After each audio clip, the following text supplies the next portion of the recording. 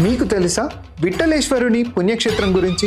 పండరిపురం మహారాష్ట్రలోని ముఖ్యమైన పుణ్యక్షేత్రం. ఇది భీమా నది ఒడ్డున ఉంది. ఇక్కడ ప్రసిద్ధమైన పాండురంగ విఠలుడు రుక్మిణీదేవి సమేతంగా వెలిసి ఉన్నాడు. పాండురంగ విఠలుడిని శ్రీకృష్ణుడి అవతారంగా భావిస్తారు అక్కడి భక్తులు. అంతేకాదు మహారాష్ట్రీయులు పండరిపురాన్ని దక్షిణ కాశీగా పిలుస్తారు. ఇక్కడ స్వామివారిని విఠోబా, పాండురంగ, పండరీనాథ్, విఠల్, విఠల్నాథ్ అనే పేర్లతో కూడా పిలుస్తారు. కొందరు భక్తులు దేవుళ్లపై దీక్ష వహిస్తారు.